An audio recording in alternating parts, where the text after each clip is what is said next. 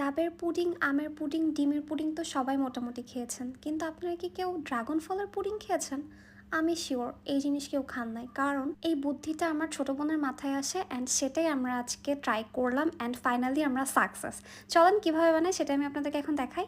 এই জন্য প্রথমে আমাদের লাগবে 2টা এরকম ড্রাগন ফল। ফলগুলোকে ভালো মতো পানিতে ধুয়ে তারপর এভাবে মাছ বরাবর কেটে তারপর আবার কাটবো, কেটে তারপর এভাবে ছোট ছোট স্লাইস করতে হবে। আপনারা একটু খেয়াল করে দেখেন যে আমি কিভাবে কাটছি, তাহলে হয়তো বুঝতে ইজি হবে। এরপর একটা ব্লেন্ডারে নিয়ে এখানে প্রথমে অল্প একটু পানি দিব, এরপরে 1 মিনিট ব্লেন্ড করার পরে আবার অল্প একটু পানি দিলে এটা রেডি হয়ে যাবে। এরপরে চুলায় একটা পাতিলে এটার মিক্সটা ঢেলে তারপর এখানে 2 চা চামচ আগার আগা পাউডার দিয়ে সাথে সাথে নেড়ে দিব। তারপর এখানে আমি অ্যাড করছি 4 টেবিল চা চামচ চিনি। আর এটাকে কিন্তু অনবরত নাড়তে হবে, না কিন্তু নিচে লেগে যাবে। এই পর্যায়ে চুলার জালটা খুবই লো থাকবে। তারপরে গরম গরম একটা বাটিতে ভাবে ঢেলে নিব। গরম গরম না ঢালতে পারলে এটা কিন্তু জমে যাবে। তারপর একটা পাত্রে অল্প একটু দুধের মধ্যে 2 চা চামচ আগার আগার পাউডার দিয়ে এটাকে ভালো মতো নেড়ে নিব, কারণ গরম দুধের মধ্যে দিয়ে দিলে এটা কিন্তু জমাট বেঁধে যাবে। আর এখানে কিন্তু আমি কোনো রকমের কালার ইউজ করি না, এখানে ফ্রেশ মিল্ক ইউজ করেছি। একটু আগে এখানে আমি ড্রাগন ফল জাল দিয়েছিলাম আর সেটাই না ধুয়ে আমি যেহেতু চাচ্ছিলাম যে ড্রাগন ফলের একটা কালার আসুক, তো তাই আমি এখানে হাফ কাপ দুধ ইউজ করি আর এখানে 2 টেবিল চা চামচ চিনি দিয়ে এইভাবে কাঁটা চামচের সাহায্যে নেড়ে নেব। এরপরে আমাদের এটা দেখতে হবে যে এটা জমাট বেঁধে গেছে কিনা।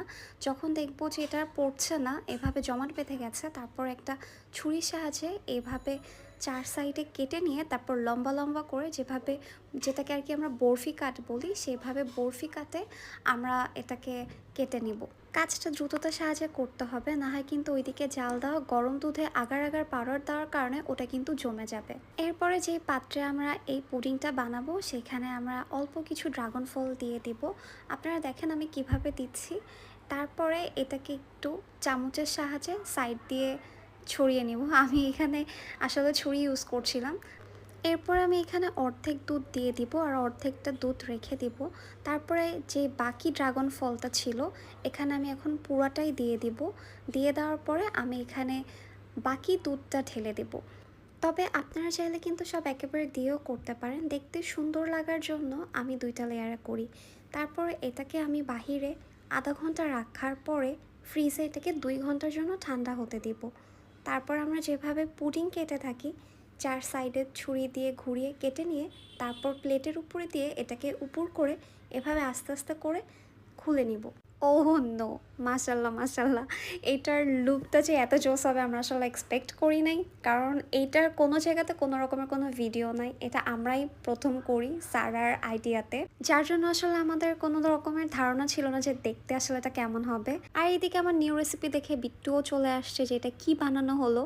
এটাকে একটু ডিজাইনের জন্য এরকম একটা কাটার নিয়ে আরেকটা ড্রাগন ফলের অর্ধেক অংশ কেটে এইটাকে এভাবে মাঝ বরাবর করে নিয়ে আমি এটা এই পুডিংয়ের উপরে বসিয়ে দিব। আমি আসলে চাচ্ছিলাম যে পুদিনা পাতা দিয়ে ডেকোরেশন করতে, ওটা তো আসলে সবাই করে, তাই একটু ডিফারেন্ট করার জন্য আমি এটা এভাবে করি।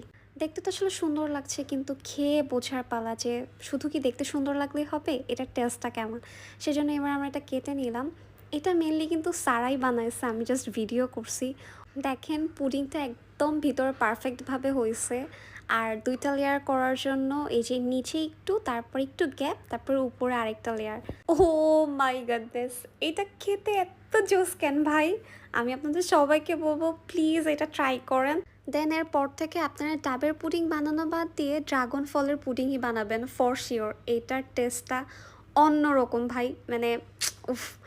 আর উপরে যে ছোট ছোট কালো কালো দেখা যাচ্ছে এটা কিন্তু ড্রাগন ফলের ভিতরে যে কালো কালো থাকে ব্লেন্ড করার কারণে সেটা সব নিচে চলে আসে।